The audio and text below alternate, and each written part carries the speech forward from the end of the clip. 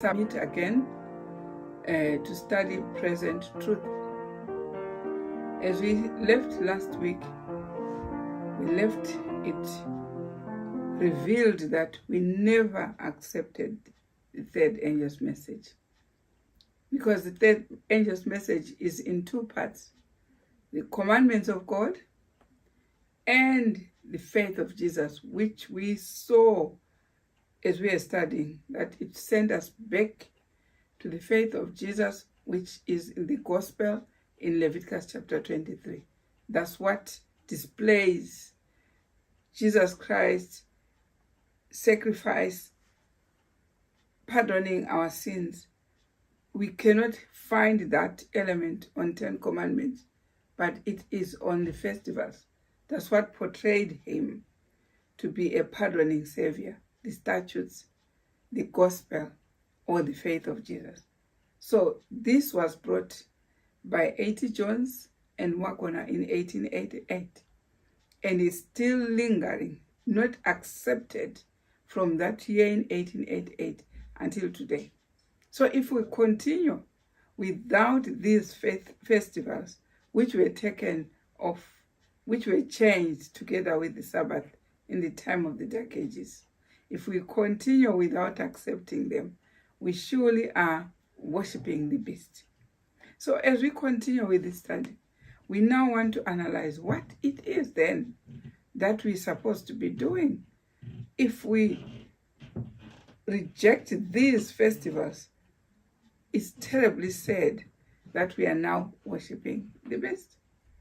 Now, let's hear from Testimonies for the Church, Volume 6, page 17, in the 1900 edition.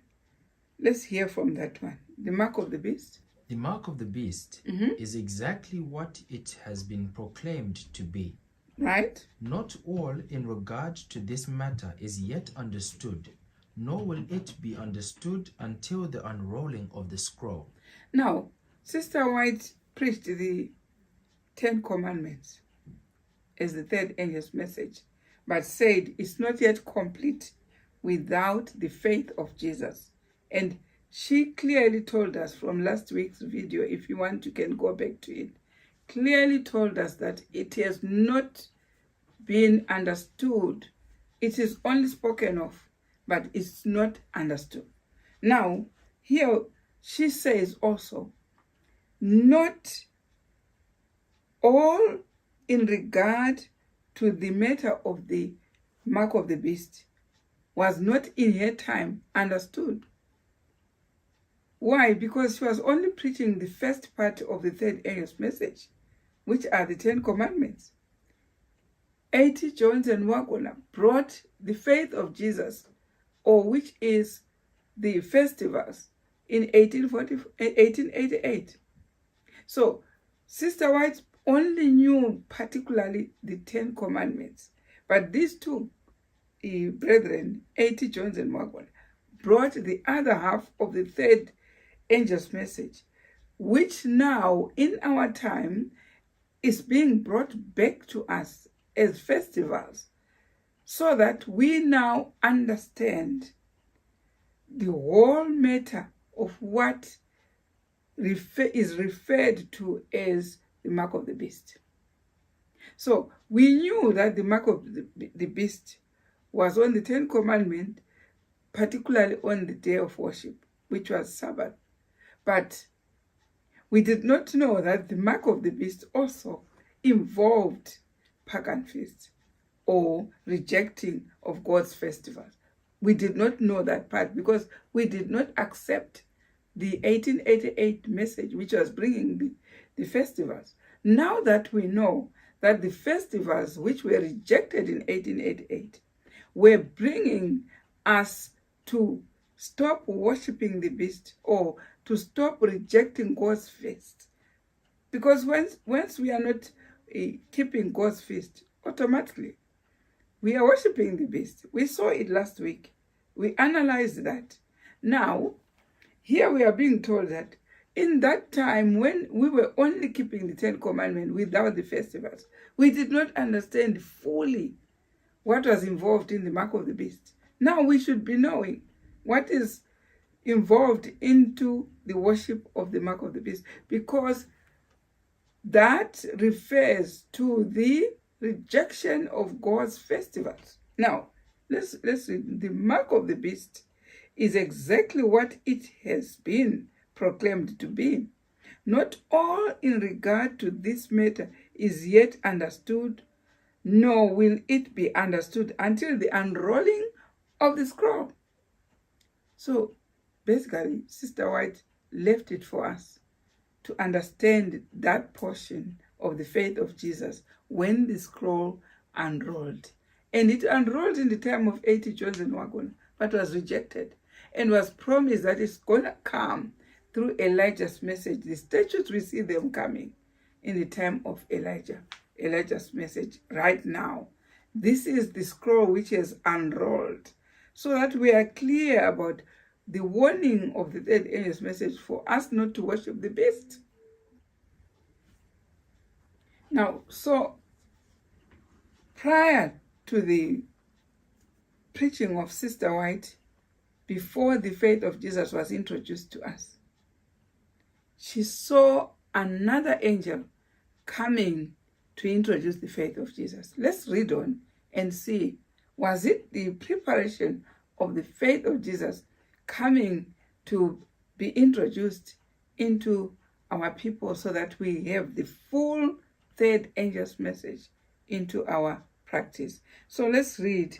We are going to read from Testimonies to Ministers, page 300, which is following down there, where it says, I saw angels hurrying to and fro. Let's read from there. I saw angels hurrying to and fro in heaven, descending to the earth, and again ascending to heaven, preparing for the fulfillment of some important event. Now, I said Sister White proclaimed the 10 Commandments, but the other part of the third angel's message, which is the faith of Jesus, was left to somebody else, and we saw it was A.T. Jones and Wagona.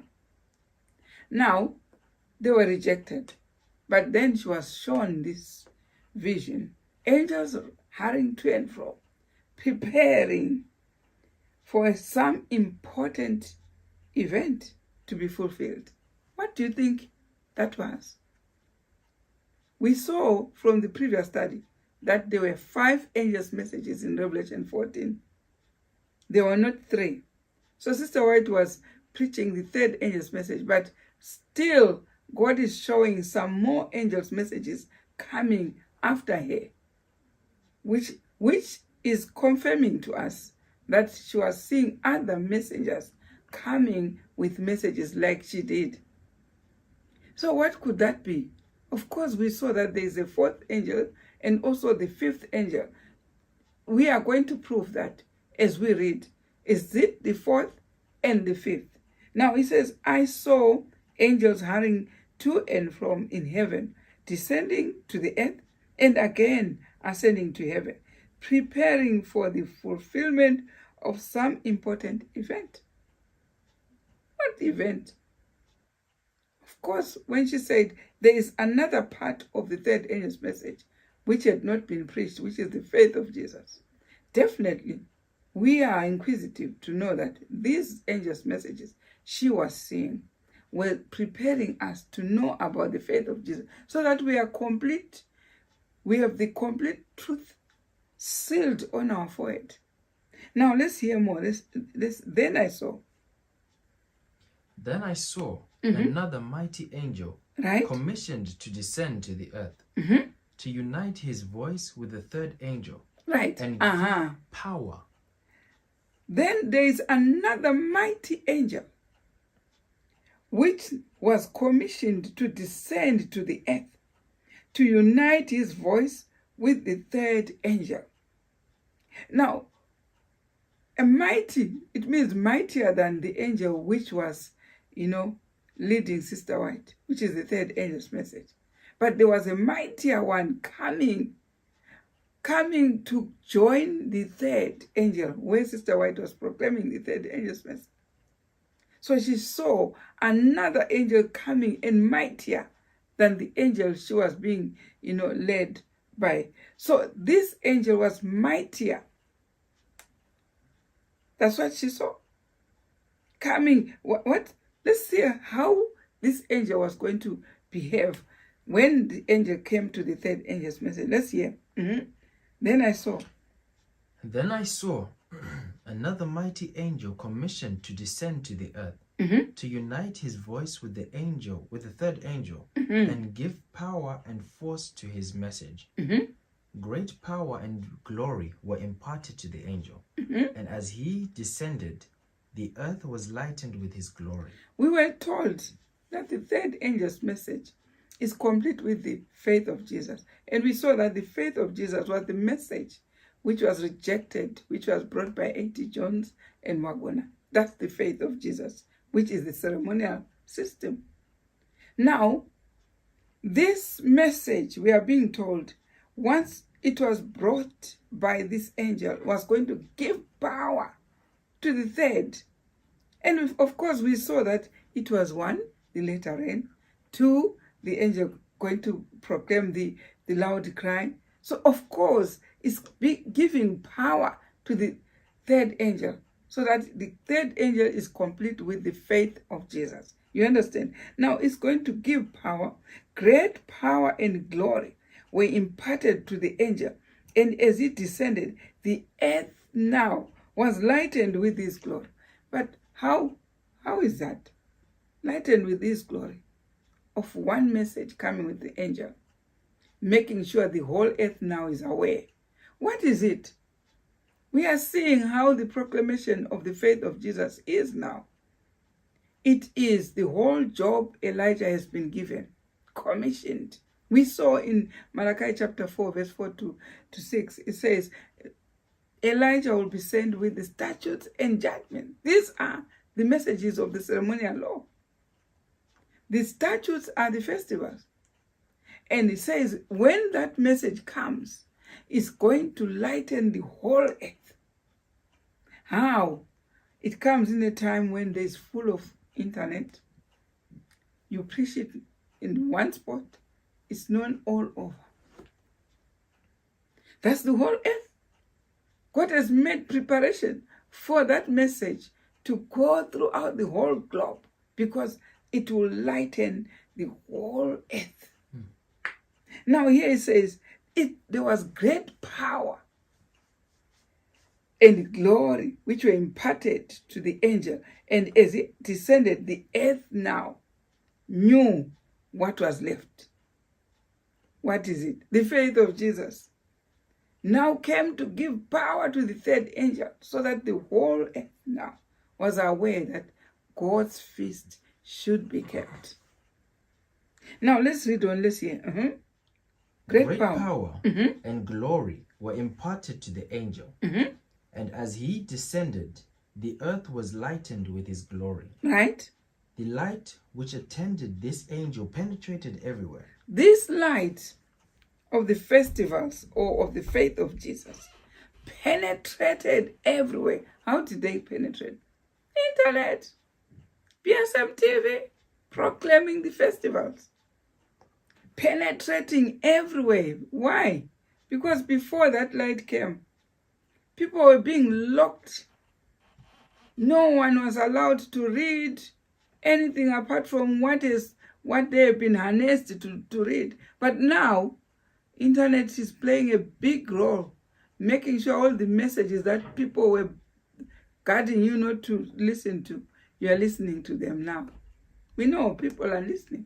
Everywhere there are questions coming here and there to show that they are listening. They are. And Sister White clearly says in Testimonies for the Church, volume 5, page 8, great masses and thousands were listening to that message.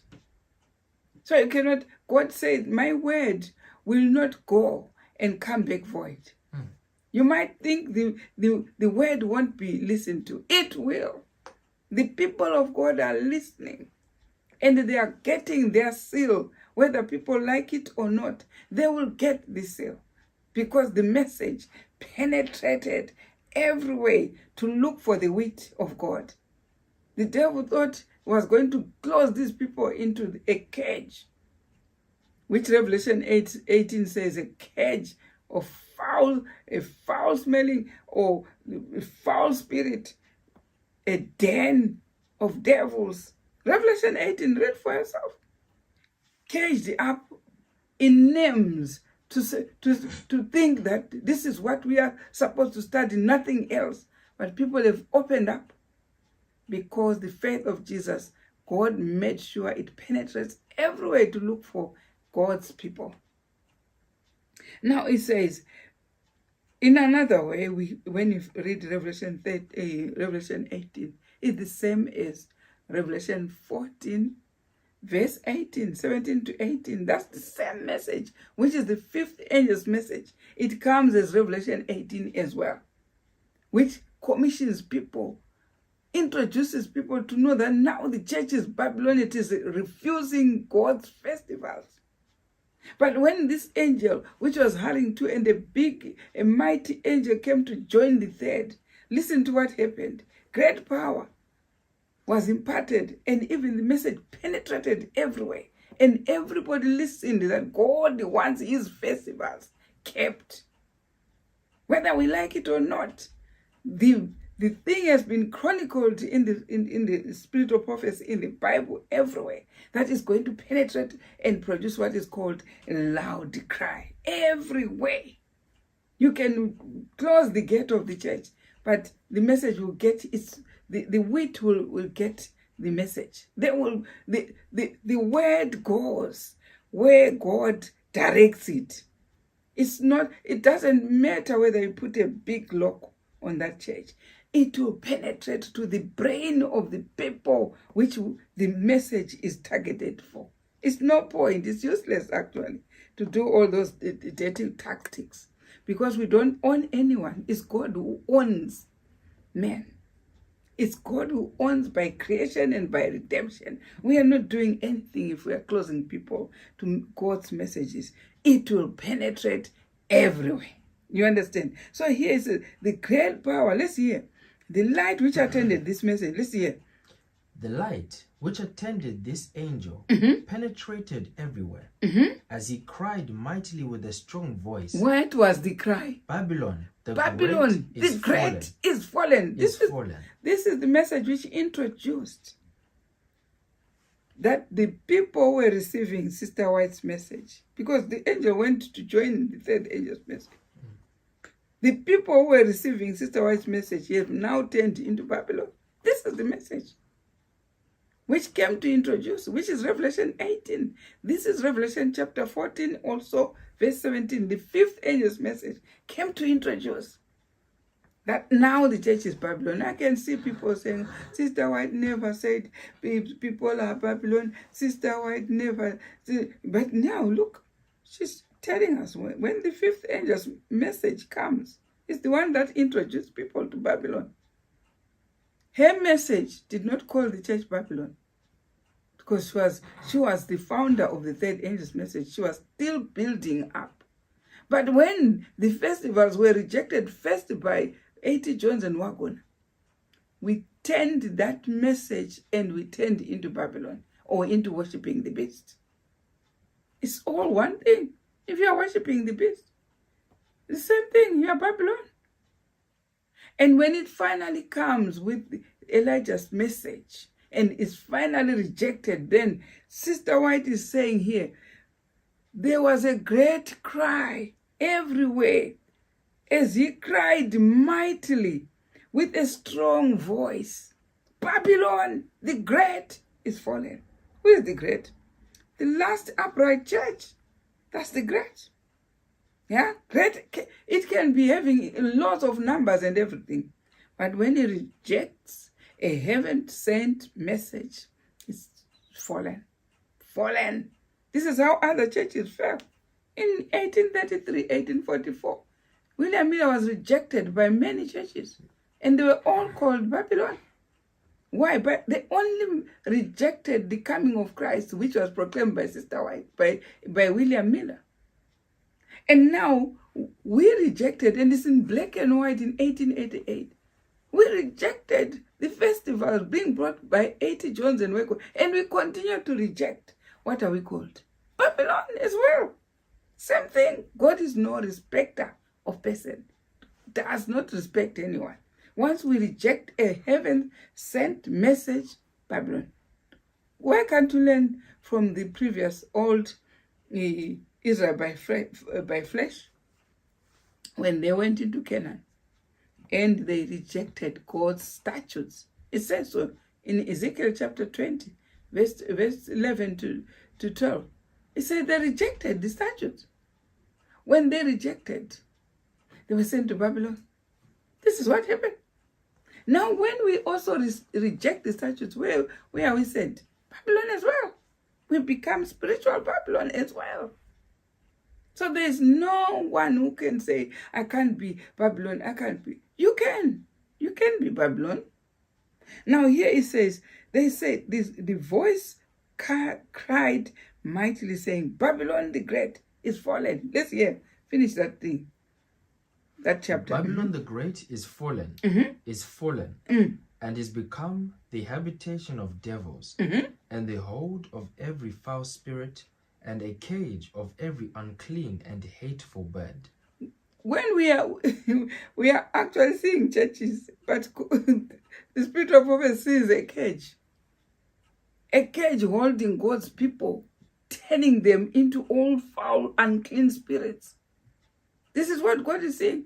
He's not seeing birds or animals. He's seeing people in a cage. This is what the verse says. They are in a cage of people who have rejected God's festivals, who cannot proclaim the Passover, who cannot proclaim the Pentecost, who cannot proclaim the Feast of Tabernacle or the camp meeting in the proper time. They are in a cage. Who take the Lord's Supper in broad daylight and call it supper in a wrong date. In a cage. They can't do otherwise. They have to follow the cage. When we call them churches, God calls them cage. It's a cage. Babylon is fallen. This is what we are reading from Testimonies to Ministers, page 300. Read it for yourself. Let's hear.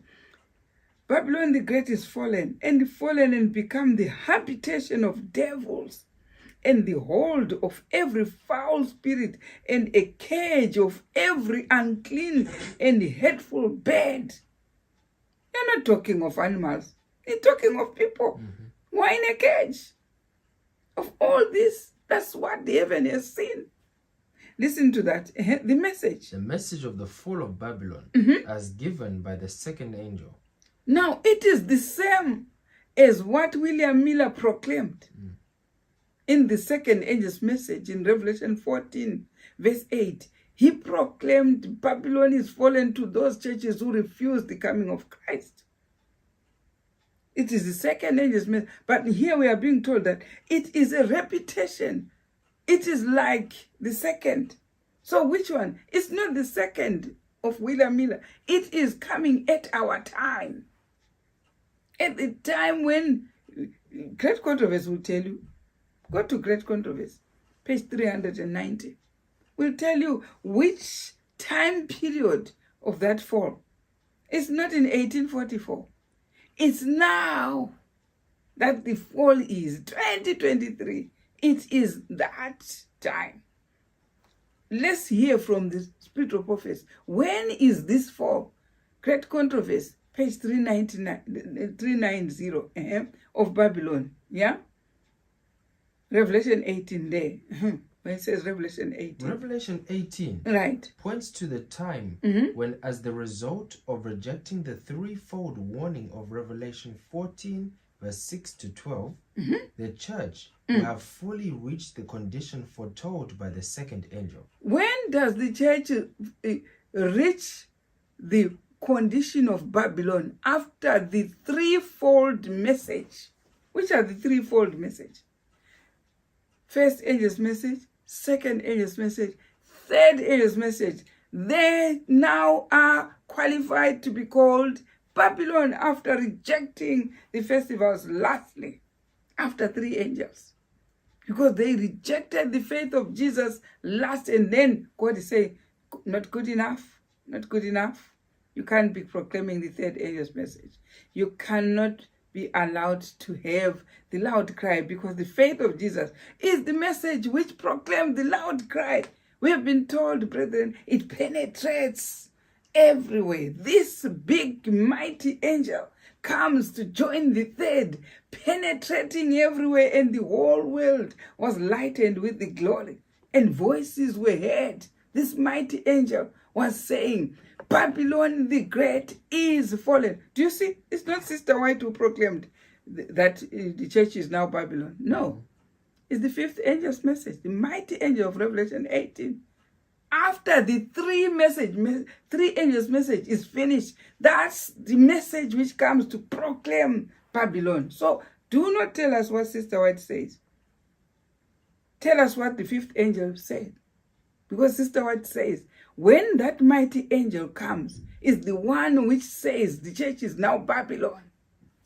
It's not her, not the 3rd angel, but that angel which joins the 3rd comes to introduce the church as Babylon.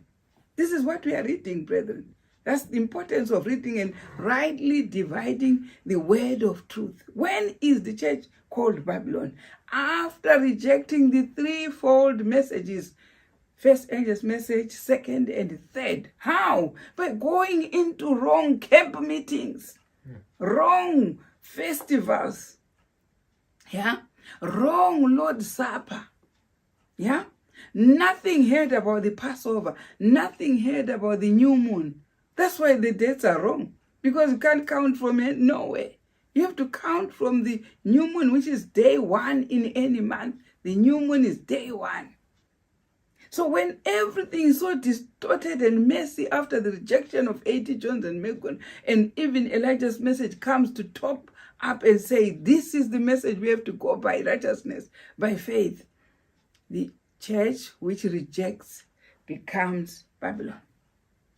It's fallen after rejecting. It's not good enough, because rejecting the letter N, where else can you go? The letter N is given.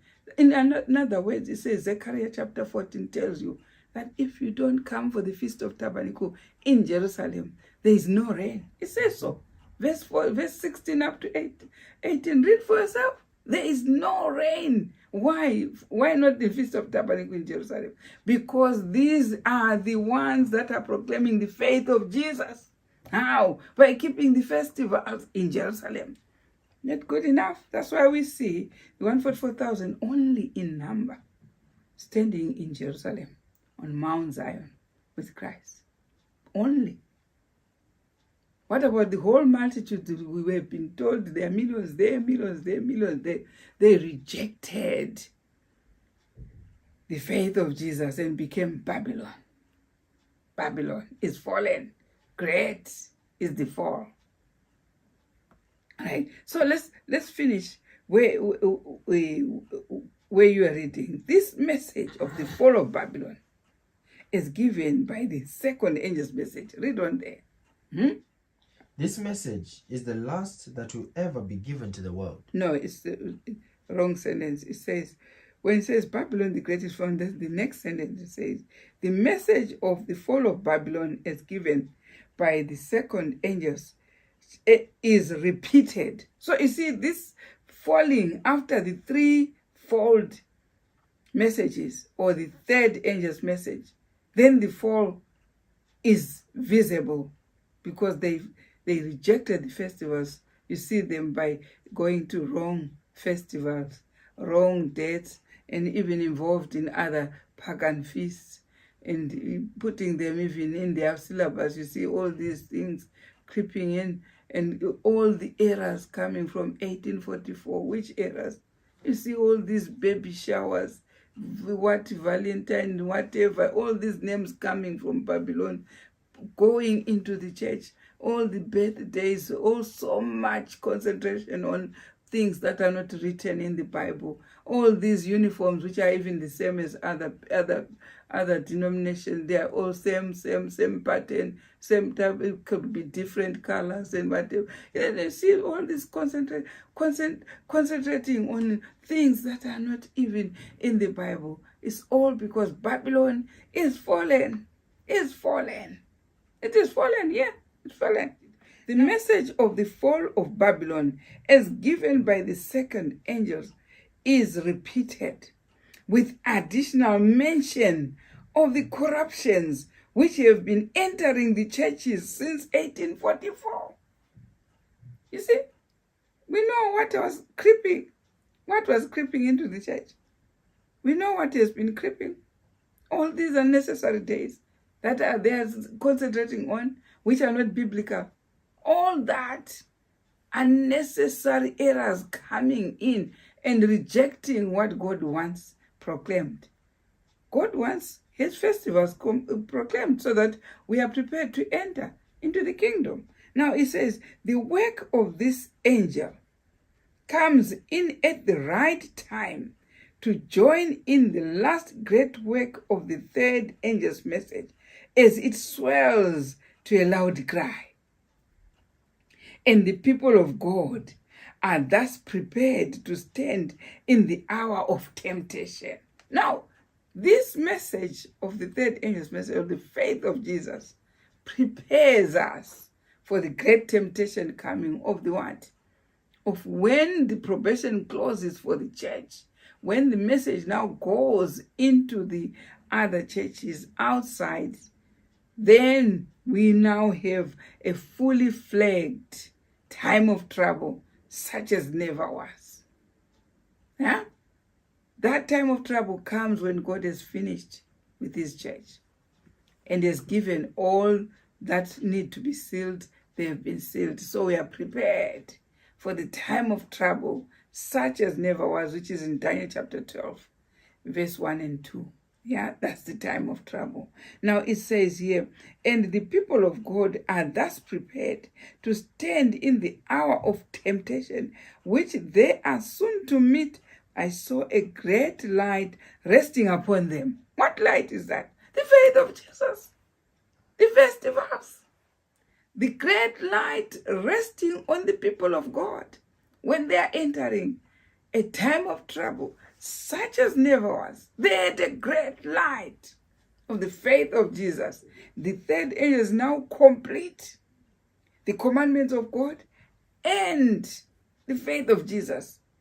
They are now fully flagged. And they united to fearlessly, did you hear? When they were now keeping the festivals, and it's a full faith of Jesus together with the Ten Commandments, they united to fearlessly proclaim the third angel's message in its purity.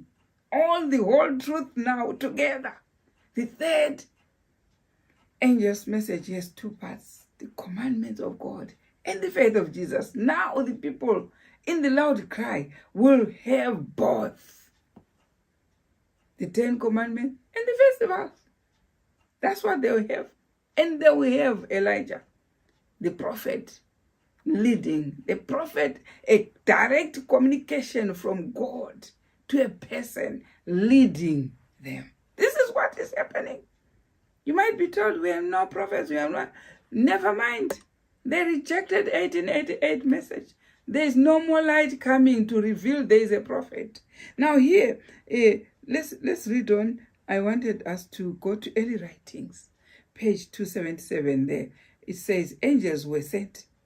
277. Angels were sent to aid the mighty angel from heaven. Now, God knows the people of God are being rejected, are being awfully tested by rejection, by brethren, by everything. But God knows. God says, angels now were sent to aid them.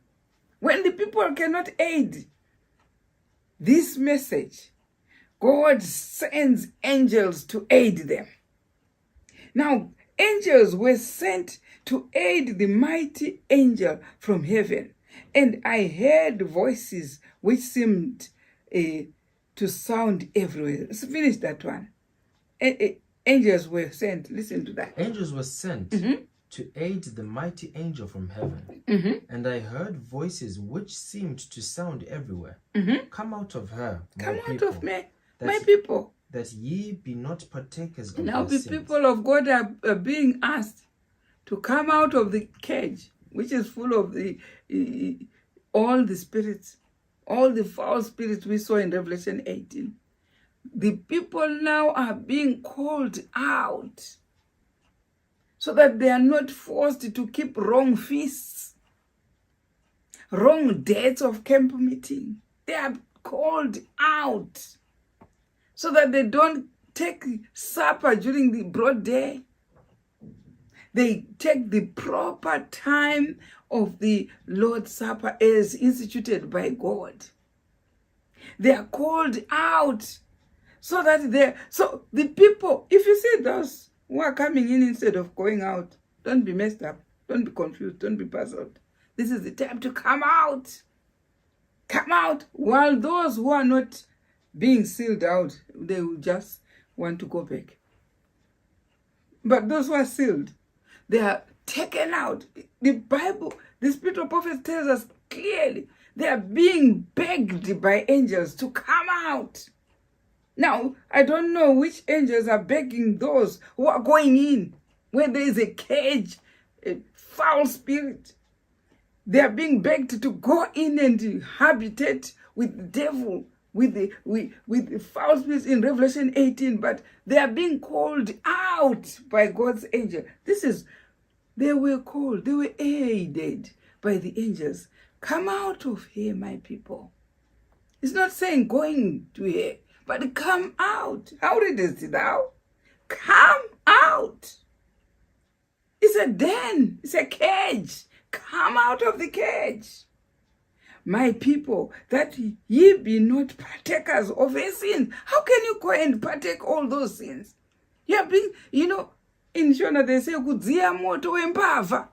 Why are you going to be part of those who are being warmed by things that are wrong? Come out. Don't be a partaker of their sins. Did you understand? Now he says, come out.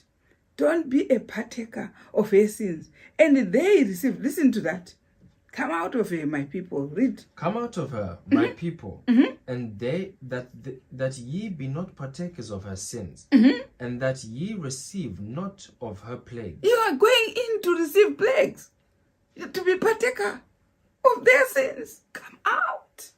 This is the message from God, with the mighty angel aided by angels, to tell God's people to come out. If that sounds to you as go in instead of come out, then there's something wrong with your medulla oblongata.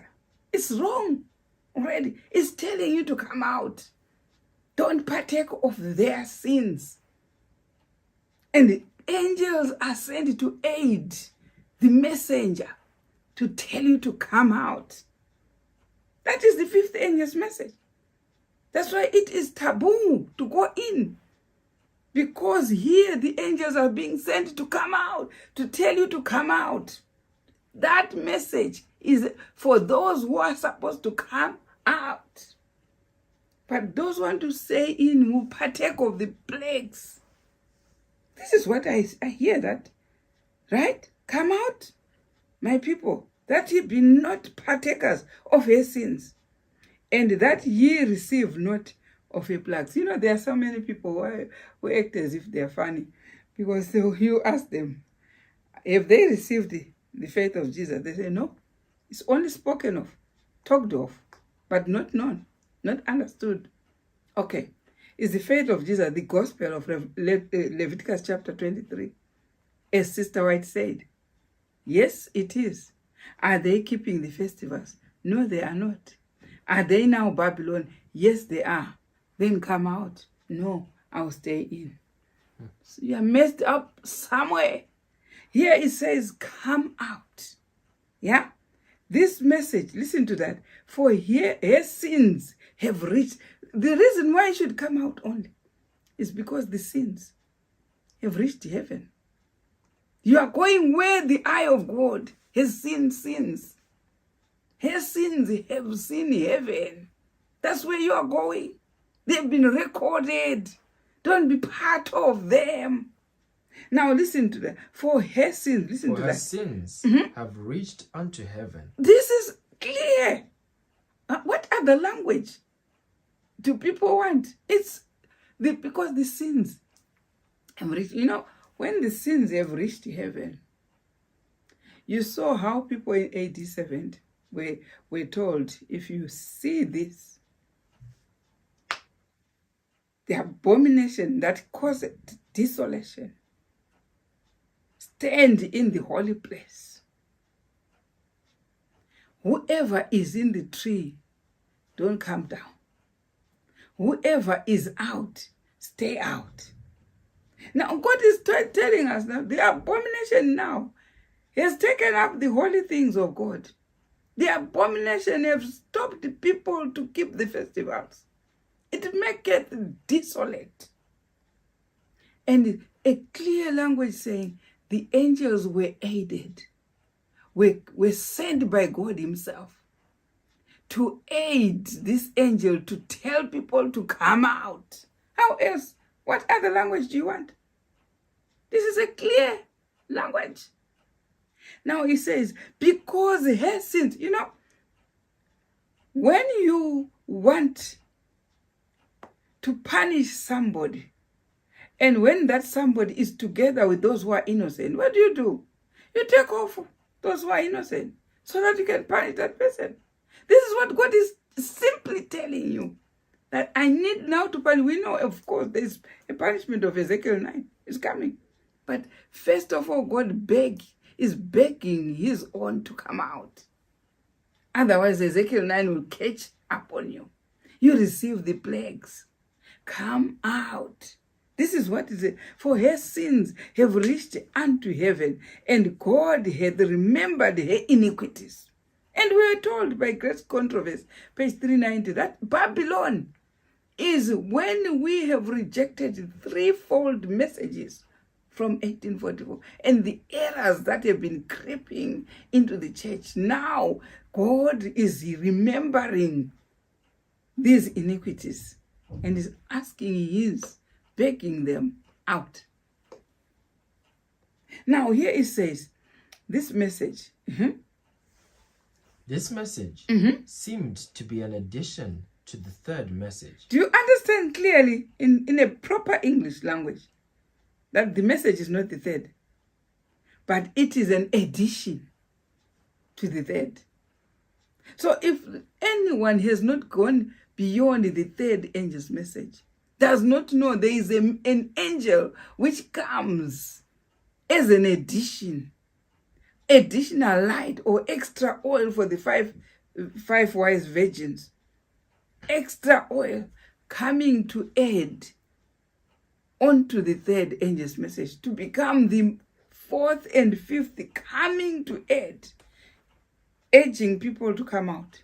So you cannot stop people coming out when you haven't gone beyond the third.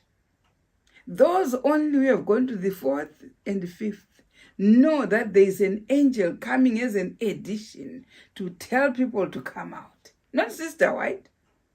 Sister White did not tell people to come out. Sister White is telling us when this angel comes, which is adding onto the third, is going to tell people to come out. Not yet, but there is additional angel coming to tell people to come out. It's a message on its own of people who are empowered with this glory, with this mighty angel, to tell people that now the church is Babylon. Come out. It's a movement already greater than Sister White, which is telling them to come out. This is what I'm reading here. It says, this message seemed to be an addition to the third message. So you haven't gone even to the fourth angel's message, but you're arguing already that there's no Babylon, this church won't be Babylon. You're arguing. You haven't even gone beyond the third. You haven't known even there's a fourth and a fifth. You don't even know that there is a mighty angel coming to help the third angel where Sister White was preaching. You don't even know all that, but you're full of argument. Come out if you want to be saved. Now he says here, this message seemed, read on. This message seemed to be an addition to the third message. Right? Joining it as the midnight cry joined the second 1844. In- Did you see how the midnight cry joined the message in 1844? This is the same midnight cry in our time. What does the midnight cry in our time say? Come out. Who proclaimed the midnight cry? William Miller told those churches who refused the coming of Christ that you are Babylon, you are fallen. Then this one is also coming as a midnight cry, coming to join the third angel's message and telling people to come out.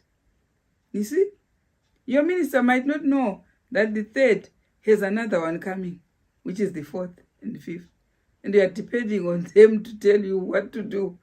They have to tell you what to do, and they don't even know there's a fourth. They don't even know there's a fifth.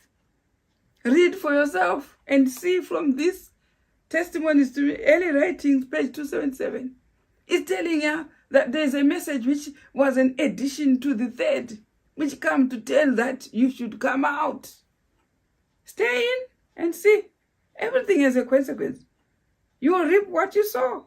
But this is the message which we are reading, adding on to the third, coming to tell you that the church is now fallen. Come out. Like it was with William Miller, he simply told them, in those churches which rejected the heaven-sent message of the coming of Christ, he simply told them, you are Babylon, fallen. Revelation 14 verse 8. Babylon is fallen. They were fallen. Even if they had reformed properly from Babylon, they had joined Babylon. Now, even this one, which is upright, in 1844, it was still upright. We're seeing it go down, joining also the Babylonians. And it's become Babylon. The latest news is that they are Babylon. That's the latest news in town. Now here, this message was an addition like the midnight cry. Now listen to that. The glory of God. Listen. The glory of God rested upon the patient, waiting saints. And they fearlessly gave the last solemn warning, proclaiming the fall of Babylon and calling upon God's people to come out of her, that they might escape her fearful doom. This called for people who are brave. That's why the Spirit of prophecy tells us that they fearlessly. Because some are fearful. You tell them that now the church is Babylon. No, they're scared. But this message is coming from God. God is telling you, and you should fearlessly proclaim, out. Fallen, like it was with William Miller. Proclaim the fallen Babylon. It's good when you're talking of history and saying William Miller told them that they are Babylon. But now when it is us supposed to talk and say it fearlessly that they are Babylon, you shun and dimmer. Why? Because God has not empowered you. When God empowers you with the faith of Jesus and you are proclaiming third angel's message to its best, you will proclaim that message fearlessly and tell them the church is Babylon. Come out. You can't keep a wrong care meeting on a wrong time. This is 6th month. August is 6th month. It's not the 7th. The 7th month is coming. And the Feast of Tabernacle on the 15th day is the 30th of September. How can you not fearlessly proclaim that? How can you not tell people fearlessly? What are you scared of? Of your life? God says one who will fight for his life will lose it. If you want to fight for your life, fearlessly proclaim what God has told you to proclaim. It's a movement, and it's the last movement of the time. To proclaim the loud cry to the whole world. And you have to do it. And I have to do it. When it is God who has sent us, we will fallen, Baby Sister White. So after this message, every fearless one proclaiming, come out. There was signs here and there, people calling out, crying. for people to come out. Now, let's hear more in Great Controversy. We have been reading that one. Revelation 18, it says, points to the time when, as the result of rejecting threefold warnings in Revelation 14, verse 6 to 12. Did you see all the three angels' messages? It's Revelation 14, verse 6 to 12. When they have been rejected. After this threefold warning, the church will have fully reached the condition foretold by the second angel, and the people of God still in Babylon will be called upon to separate from her communion. Clear message, not even a difficult language. It's you who have got preconceived ideas. You think it will never fall. It has fallen here. It's fallen. It's only you and I who have been pinpointed by God not to fall with it, so that we proclaim this message while we are not falling, while the rest are falling. They're going on wrong times. You can see that's falling. What other falling do you want? Proclaim a wrong message, you are fallen. Anything, no guile should be found in your mouth. Anything false, you are fallen. Anything which is not biblical, you are fallen. Fallen, Babylon. Because it's got all the times and laws that were originating from Babylon. You understand? This is why they are falling. This is why they're falling.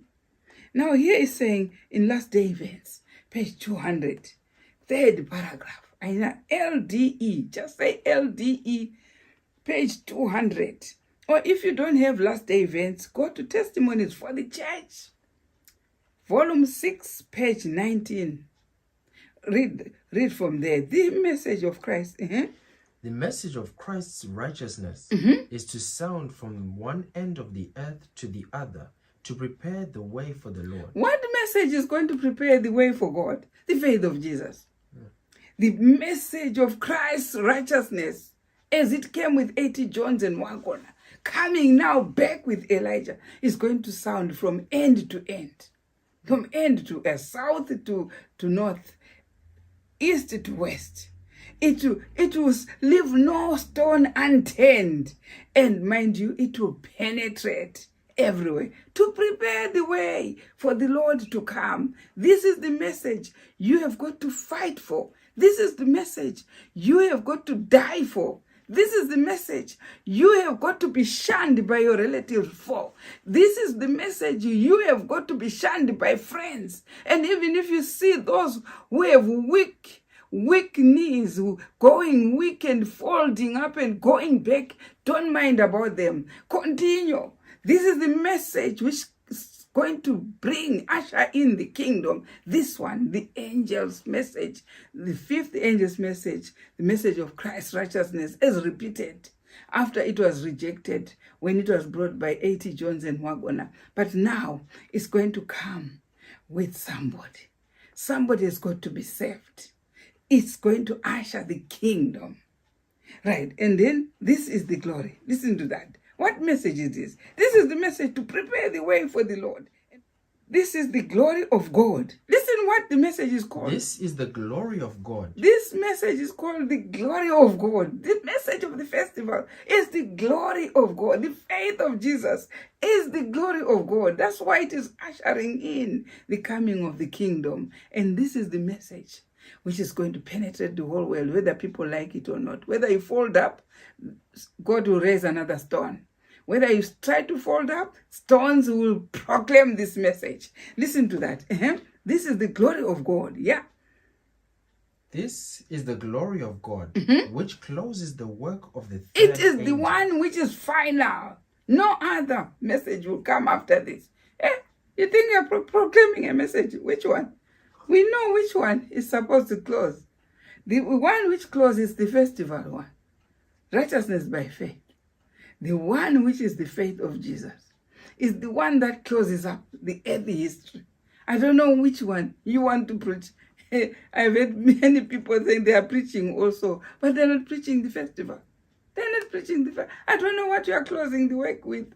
We are told by the syllabus in the spiritual prophets and in the Bible that the message of the hour, the message of the kingdom in Matthew 24 verse 14, this gospel of the kingdom is going to wind up. It's going to close the earth history.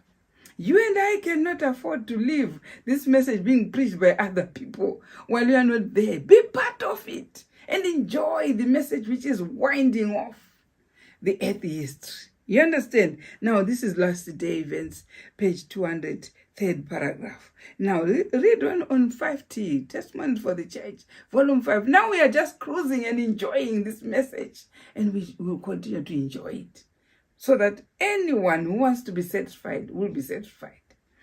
Testimonies for the Church, volume 5, page 751, second paragraph. Let's hear what that one says. Ezekiel, the morning exile prophet, in the land of the Chaldeans, was given a vision teaching the same lesson of faith in the mighty God of Israel. This is the message which was given Ezekiel. The mighty prophet was given the same message of the faith of Jesus, the message of the test of the festivals, of the gospel, which is in Leviticus, the faith of Jesus, which will wind. Even Sister White, the Bible, Malachi chapter 4, verse 4 to 6 tells us the effect of the statutes and judgment. It will bring the heart of the fathers to their children, and of the children to their fathers. You see, it's so effective, this message. If you find this message drifting you away from other believers of the same message, check, evaluate yourself, because the Bible says it will unite. It will unite people. It unites people. Check yourself and see whether you've got that humility God is looking for. If that is there, this message will make sure you are united. The hearts of the fathers to their children, and their, this is a uniting message. And this is, it says, Ezekiel was given the same message and the lesson of faith in the mighty God of Israel. This is how we have a lesson of faith. Listen to that next verse. As he was upon the banks of the river Chebar, you see, a whirlwind seemed to come from the north, a great cloud and a fire enfolding itself, and a brightness was about it, and out of the midst thereof as the color of amber. That's why Sister White in Testimonies to Ministers, page 445, saying the same sealing which was happening in Revelation 7 is the same which is in Ezekiel. You see, when Ezekiel was being confronted by this whirlwind, it is the message of the righteousness by faith. It's righteousness by faith which was brought by A.T. Jones and Wekona. This is the message when it comes in our time. This one is the one that he preached and is coming to wind the earth history. You understand? And let's hear, after these things in Revelation chapter 18, verse 1, it says, after these things, I saw another angel come down from heaven, having great power. You see, this is the same scenario which Sister White was talking about, as we are now reading it from the Bible, repeating exactly what Sister White saw in Testimonies to Ministers, page 300, and also Early Writing, page 277. You can't afford to miss being part of this greatest movement, which comes with great power and great light to wind the earth history. You can't afford to do that, right? And here, let's hear from Early Writing, page 54, point 2. We want to exhume all these quotes to show which movement of the gospel of the kingdom, which is preached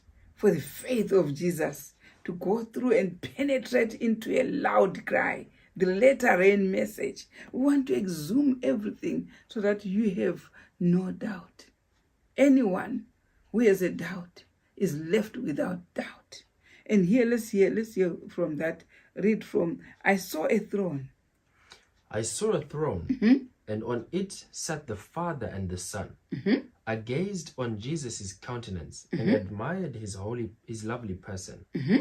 Before the throne, I saw the Advent people, right? The church and the world. Now, Sister White now was given this message to see exactly what was going to happen in the time this message comes. and she was being shown a throne. And people in that cage were divided into two. Some were called church and some were called the world. So that's why we say there's a church within a church. So it was those who are not in that church, they are called world by the terminology in this place. Let's hear, before the throne I saw the Advent people, the church and the world. Right? Let's hear. Before the throne, I saw the Advent people, the church and the world. I saw two companies. One bowed down before the throne, deeply interested, while the other stood uninterested and careless. Did we see people like that in the church? Did we ever see people like that? And we call them fugamists or kneelers. Did we see? And they were actually kneeling because thus saith the Lord, that they should not approach God standing. Did we see? This was the beginning of this powerful message when God was preparing where he's going to put the faith of Jesus, the message which is going to wind the whole earth and bring and usher in the kingdom. It started by kneeling. Do you understand? Now he's saying, I saw two companies. There were some were just standing while others were kneeling. And they thought this is just a wave of fanaticism. No, it was not a wave. It was God who has shown Sister White how this message was going to start. Listen to that. Those who were bowed before the throne would offer up their prayers and look to Jesus. Then he would look to his Father and appear to be pleading with him. That is the time when the Father, when Christ was begging for this message of righteousness by faith to be given to the kneelers. You understand? This is how the message came. And now we're enjoying it. We are into it, swimming into it, swelling into the loud cry. It started that way. You have history about that. So the gospel is preached so that you have a witness. You witnessed that. You know that they were kneelers. And these are the people God were writing in the book of early writing there, that there were people kneeling, some begging when they were kneeling, and Christ went to beg for the message of righteousness by faith, or the faith of Jesus from the Father. And that came as a mighty light to the kneelers. Did you hear? We don't do things just like that. We don't even tell you why things were happening like that. We tell you when it is past, when God has already selected those who are going to be pioneers to start this movement. Do you understand? Listen to that. Listen, those who were bowed before the throne would offer their petition, their prayers, and look at Jesus. Then he would look to his Father and appear to be pleading with him. A light would come from the Father to the Son, and from the Son to the praying company. Do you see? God does not call them fugamists. He calls them praying company. They were praying for the light of the righteousness by faith. And this is the third angel's message in its fullness. When we have the faith of Jesus, it came through those who were bowed. What do you think? What else do you think is happening there in that vision? Now listen. Light would come from the Father to the Son, and from the Son to the praying company. Then I saw an exceeding bright light come from the Father to the Son, and from the Son it waved over the people before the throne. Now, what else do you want? What other language do you want to know? That bright light is justification by faith, righteousness by faith, or the faith of Jesus, which was in 144,000. Now we're singing the song of Moses, we're keeping the 10 Commandments, and the faith of Jesus. That's the bright light, which came to 80 Jones and Wagona, now coming at last. Do you want to know where to identify where Elijah was? To the praying company. The praying company were kneeling, and when they are kneeling, Christ is begging for this light of righteousness by faith, which was ignored by 80 when it came by 80 Johns, it was rejected. But now Christ himself comes to usher it to the praying company who are bowed before the throne, while others were only standing because they had not been selected to get that light. That's why they were standing. Now listen to that. But few will Few. receive this great light. did the whole church receive the great light? Did the whole church kneel? Did you see them kneeling? They didn't. Only a few got it. And when you saw them going out, when you saw them, you met them and you said they should out, and disfellowship them, you did not know one thing. They had got the bright light, that brightest light, which is supposed to close the earthly history, was begged by Christ while they were on knees, while others were standing. This is what we are reading. Now he says, but a few would receive this great light. Many Came out from under it and immediately resisted it. Those who come under it, you start to see them resisting it. See, you are envying those who are going back to Laodicea, to the third, leaving the fifth. They come out of it and start resisting it.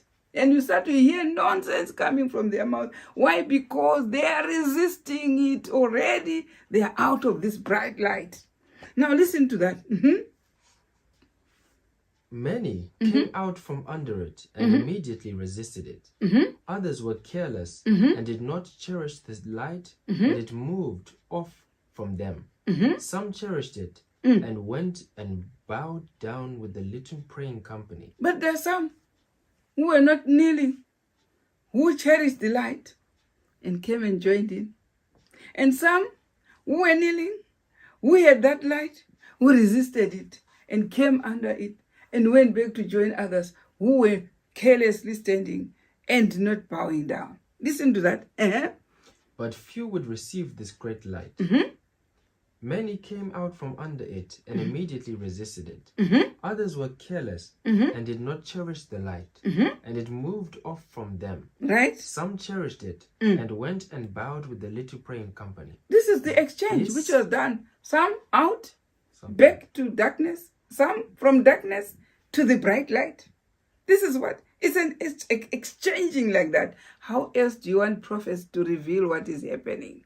And here it says, I saw then, when you are reading further, 55.1. I saw the Father rise from the throne, Right? and in a flaming chariot go into the Holy of Holies within the veil, and sit down.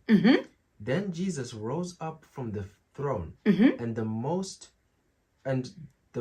of those who were bowed down arose with him.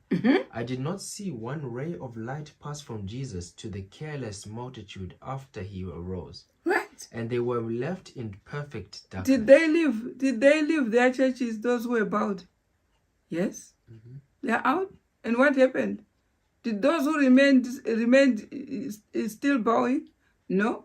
No light went. So, but when they're out, we see them having the fourth angel's message. We see them having the fifth angel's message.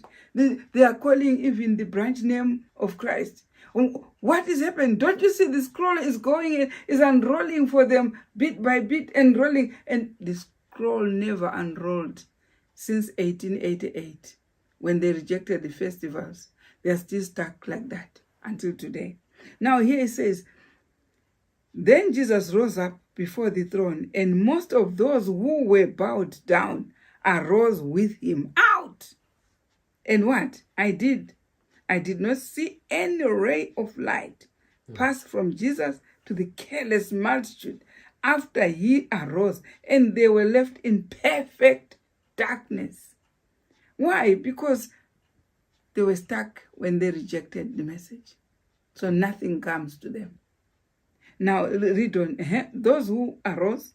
Those who arose when Jesus did kept their eyes fixed on him as he left the throne and led them out a little way. Right? Then he raised his right arm, and we heard his lovely voice saying, Wait here, I am going to my father. I'm going to my father to receive the kingdom. Keep your garments spotless, and in a little while I will return from the wedding and receive you to my master. Now, what did he say? Wait here. I'm going to my father to do what? Receive the kingdom. And when he's coming, what is he coming with? The kingdom. To come and establish it on earth. Now, listen next. Then a cloudy chariot with wheels like flaming fire, surrounded by angels, came to where Jesus was. He stepped into the chariot and was borne to the holiest, where the Father had sat. This is what happened. So in actual fact, where was the Father? Was sitting in the holiest. But was Christ with him at that point when he came to introduce the kneeling while he's on earth? And when he's finished, he took those who were bowed outside. And when he took those who were bowed outside, he told them to wait, that he's going back to receive the kingdom. And he went back to the Father. This is what I'm reading. So when he is with the Father now in the holiest, we should know that he left him. He once left him, according to early writing. He left him and came to introduce the kneeling. And when he finished introducing the kneeling, he took those who were kneeling outside. You're telling me, why are you outside? Why are you kneeling? Why are you outside? He made sure you kicked them. And they went outside with the bright light. And he told them, wait. Where is Elijah right now? Outside. Do you want to find Elijah inside? You won't find it, because the scripture is saying Elijah was taken outside after being given the bright light, which started by kneeling. How else? What other language do you want?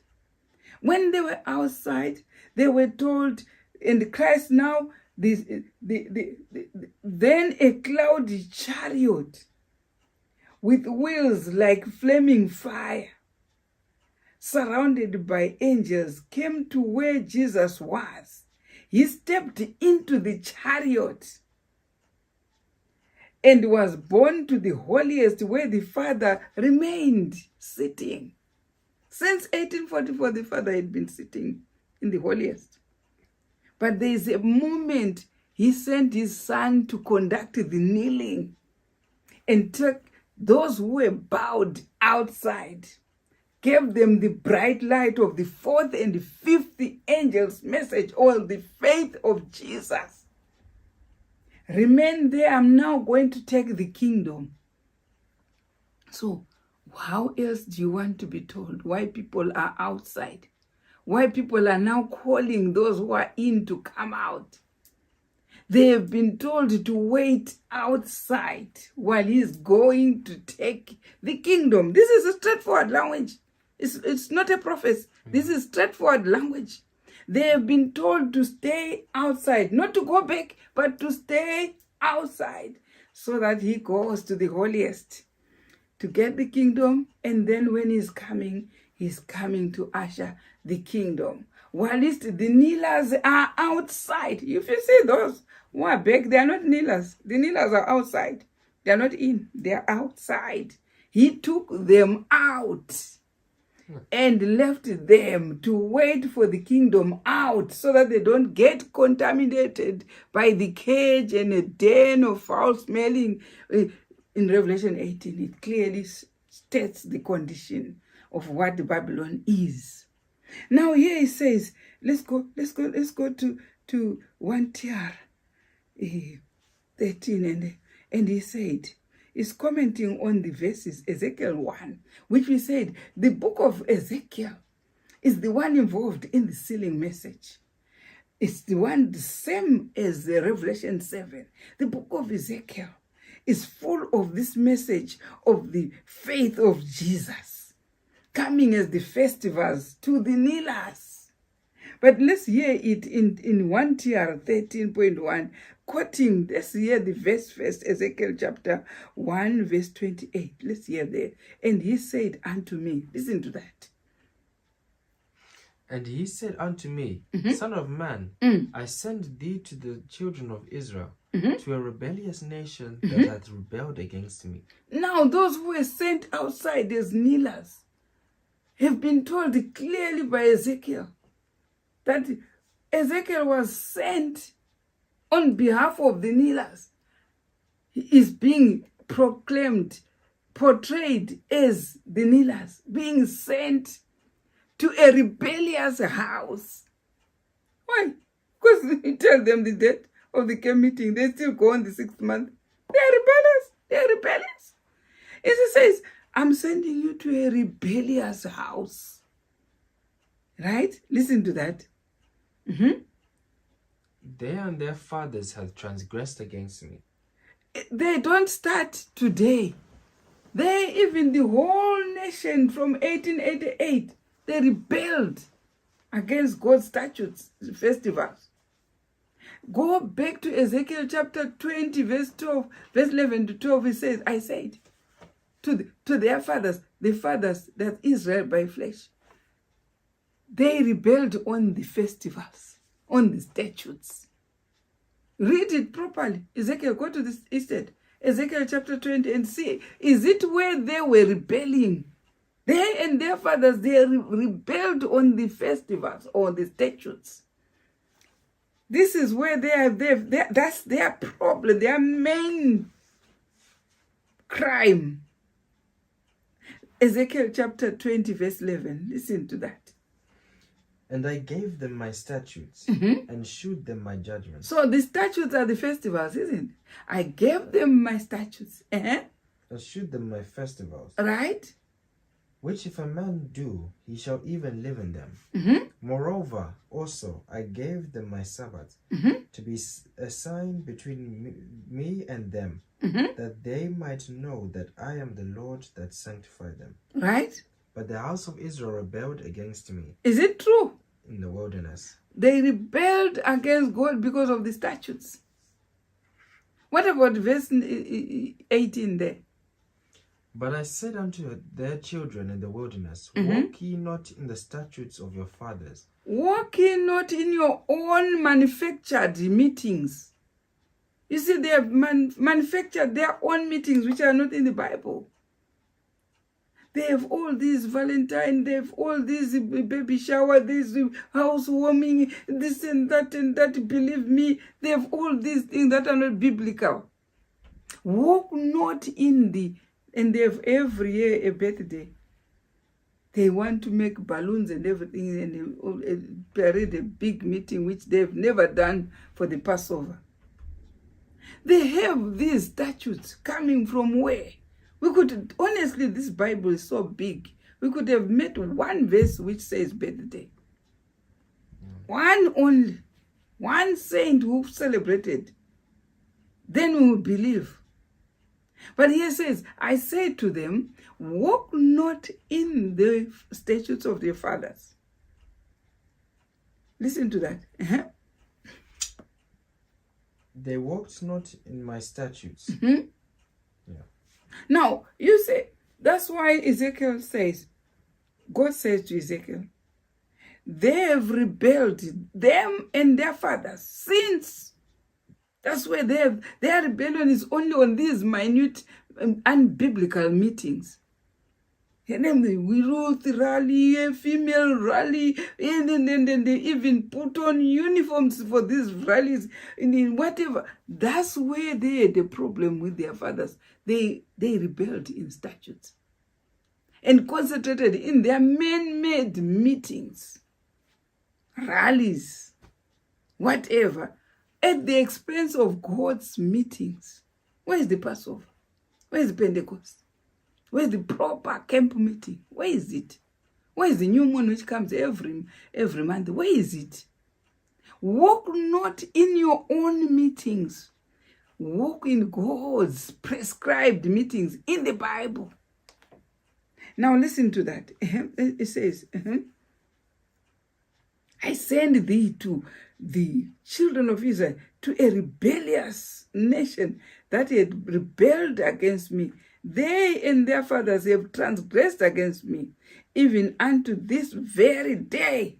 Today, the 6th month, you see, they're even, they have a zeal of keeping camp meeting on wrong dates, a zeal without knowledge. Now, listen to that.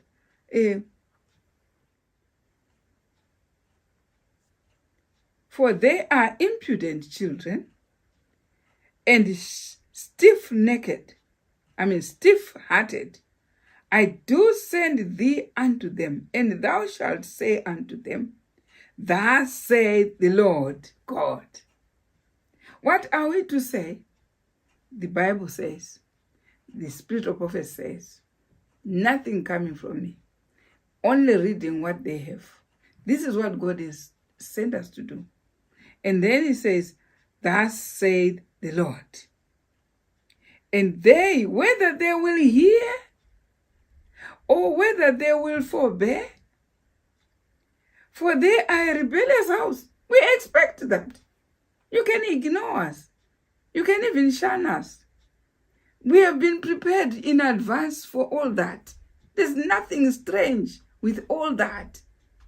We will say it whether you hear or you don't hear. This is what God has said. Whether they will hearken or hear or not, just say what God has said. Just say, never despair. God has prepared. That's why he's telling us they are impudent. They are rebellious, stiff-necked, stiff-hearted. This is what God has said in the Bible itself, in Ezekiel chapter 1, verse 28, and chapter 2, verse 3 to 6. Read for yourself. He says, whether they hear or they don't, your duty is just to say it out. Say it out. Now it says here, and thou, son of man, be not afraid of their words. Did you hear that? Don't be afraid of what they say. Tell them it's a wrong camp meeting. Tell them the Lord's Supper is wrong. Tell them. Don't be. God has warned us. Thou, do not be afraid. And you see, most people are not proclaiming because they're scared of people. God has even made a warning. Thou, son of man, be not afraid of them, or even their words. Don't be afraid of them. You see, though briars and thorns be with thee, and thou dost dwell among scorpions, be not afraid of their words, nor be dismayed at their looks. Though they be a rebellious house, they have looks that God knows. God knows their looks when they're looking at somebody who they don't want the message. They have their particular looks, and God knows them and is writing them. Your duty is to tell them, and thus saith the Lord. We have been sent by God to say it out as it is. Tell them to the law and to the testimony. Tell them what God is saying. He's sending us. Do not be afraid. Come out of Babylon. The faith of Jesus has got to be received. And then we proclaim the loud cry. The latter rain is coming for you and I to have this message which was rejected in 1888 at Minneapolis. You have to receive it. It's the message of the festivals to complete the third angel's message. It comes exactly after the threefold messages of third angel's messages is finished. In our time, it's to tell and warn them in Laodicea because of these errors that have been creeping since 1844. You should do that. Whether anyone hears or does not hear, it's a commission, it's a movement. It's Revelation 18 movement. It's a bright light. It's a light when Christ now comes. He has set us out and told us, wait there, continue proclaiming it. You and I cannot miss this opportunity and this clear instruction from God. May God bless you.